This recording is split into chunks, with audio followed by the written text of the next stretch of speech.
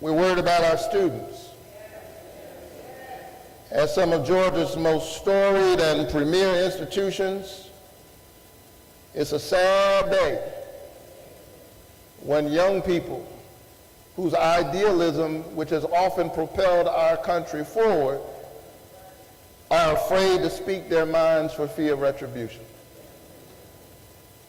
Our immigrant communities are afraid to send their children to school, to go to work, to receive medical treatment, to worship at church, at the mosque, at the temple. It's all of this and much more. And so when it comes to tackling some of the issues that have plagued our government for decades, like eliminating government waste, I've always been ready to take a seat at the table and have bipartisan conversations. But when new research shows government spending, listen, government spending is up this quarter compared to this time last year, despite DOJ's reckless and dangerous cuts, it's clear that they're not serious about cutting government waste. And they don't have ordinary people in mind. So I will always stand up to defend vital programs and fight for policies that uplift working families. I'll continue to champion legislation like the expanded child tax credit, which I passed in 2021. And I was proud to reintroduce the child tax credit just a few weeks ago because I believe we ought to give a tax cut to ordinary people, to hard-working families, rather than billionaires.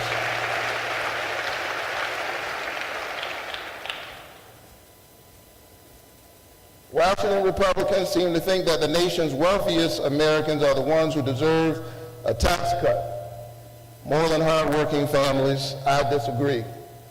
And I'm going to use my perch as a new member of the Senate Finance Committee to continue to fight back against these attempts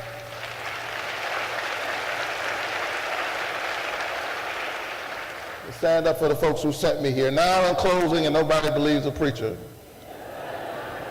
when he says in closing. Little boy was sitting next to his dad in church, and the pastor said, in closing. He said, Daddy, what does that mean when the preacher says, in closing? He said, son, not a doggone thing, man. A doggone thing. Seriously, this is a scary time.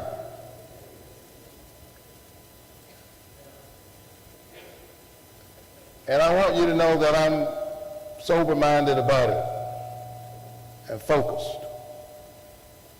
Even when you hear me laugh, know that laughter is not the gaiety of things, it's the grown made gay. It's about being a joyful warrior, but never giving up the fight. Today I won't have all the answers to your questions, I'll tell you that in advance. But let me just state that during this unprecedented time, we must come together to fight back against the dangerous actions of this administration. This is no ordinary time.